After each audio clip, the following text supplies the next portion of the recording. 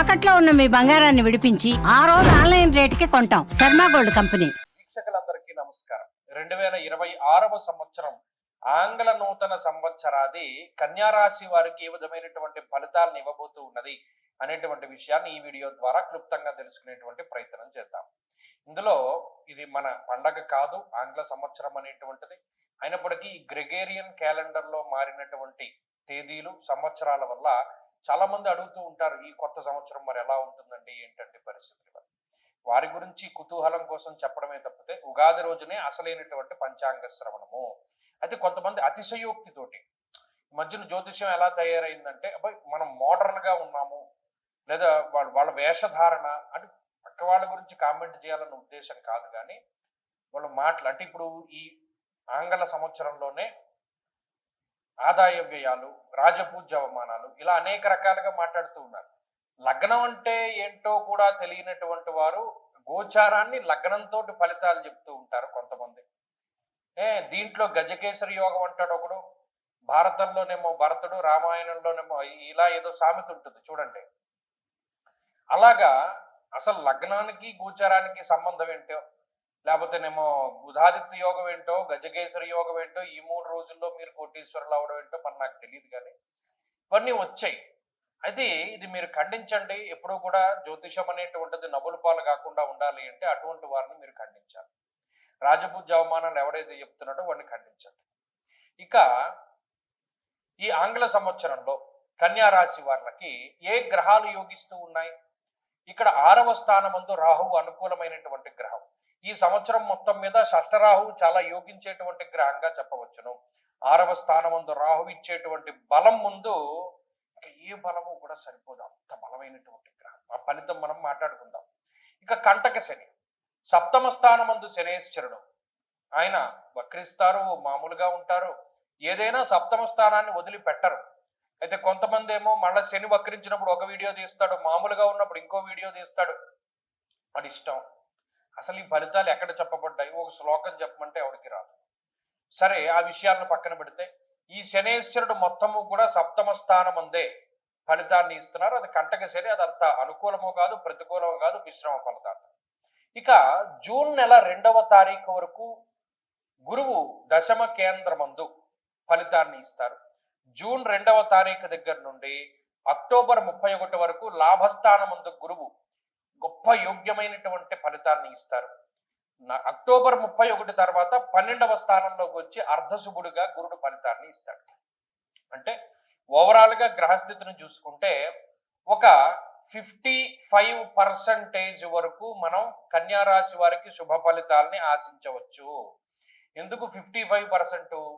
గురువు యోగంగా ఉన్నారు, రాహు విపరీతమైనటువంటి యోగంగా ఉన్నారు. ఇక్కడ గోచారంలో ఎప్పుడు బలం ఎక్కడ అంటే, పాపగ్రహాలు ఎప్పుడైతే గొప్పగా యోగిస్తాయో, శుభగ్రహాలు విపరీతంగా శుభ ఫలితాలను ఇవ్వడం కన్నా పాపగ్రహం ఫలితాన్ని ఇవ్వడం గొప్ప విషయం. కాబట్టి గౌర్భూమి శత్రునాలాభం షష్ఠ స్థానగతే పని అన్నది శాస్త్రం.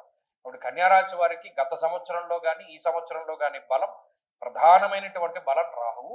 ఈ సంవత్సరంలో గురుబలం అనేటువంటిది యాడెడ్ అడ్వాంటేజ్ గా మనం చెప్పుకోవచ్చును. యశోవృద్ధిర్ బలం తేజ సర్వత్ర విజయ సుఖం శత్రునాశ మంత్రసిద్ధి అన్నారు. చూడండి, కొంతమంది ఏమంటే నేను అనేక రకాల కష్టాల్లో ఉన్నాను, నేను ఏం పూజ చేసినా, ఏ మంత్ర జపం చేసినా నాకు అంత ఫలితం రావట్లేదు, డబ్బు అయితే ఖర్చు అవుతుంది కానీ దానివల్ల రిజల్ట్ లేదని బాధపడుతూ ఉంటారు.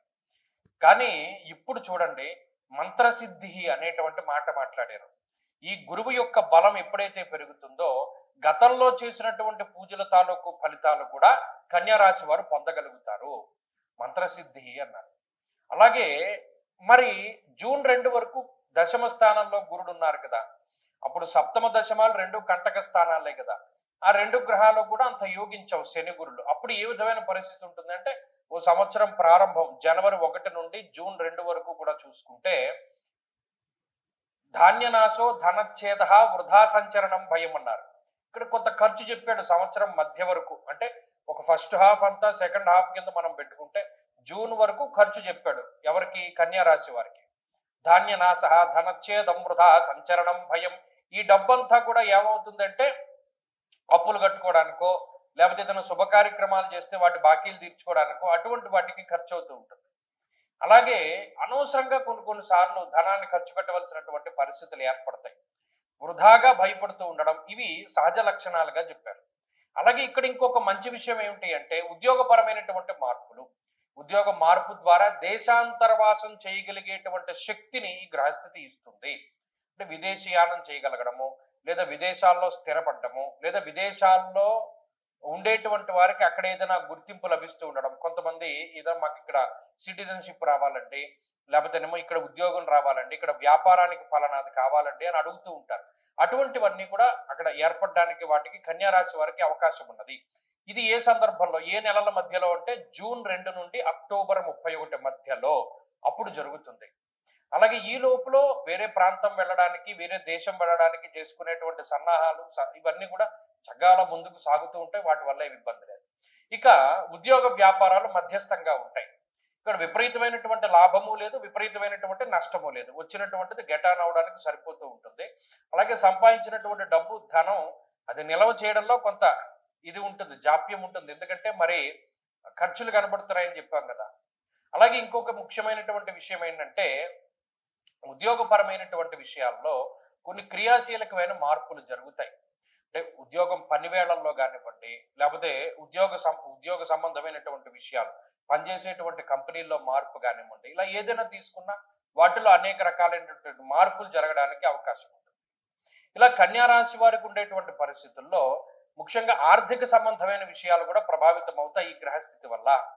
శత్రువుల వల్ల లాభాన్ని పొందగలిగేటువంటి గ్రహస్థితి, అలాగే శత్రువుల వల్ల లబ్ధి పొందేటువంటి పరిస్థితి ఈ సంవత్సరం కనబడుతుంది. అది మీరు గుర్తుపెట్టుకుంటే ఖచ్చితంగా మీరు అనుకుంటారు అప్పుడు. అలాగే భూ సంబంధమైనటువంటి విషయాలు ఒక కొలిక్కి రావడం, న్యాయస్థాన సంబంధమైనటువంటి విషయాలు ఒక కొలిక్కి రావడం, ఇటువంటివన్నీ కూడా ఈ సంవత్సరంలో కన్యా రాశి వారు చూడవచ్చును. అలాగే కుటుంబపరమైన విషయాలు, విద్యా సంబంధమైన విషయాలు, అలాగే ఆరోగ్య సంబంధమైనటువంటి విషయాలు కూడా మధ్యస్థంగా ఉన్నాయి. వీటిల్లో ఏ విధమైనటువంటి ఇబ్బంది లేదు.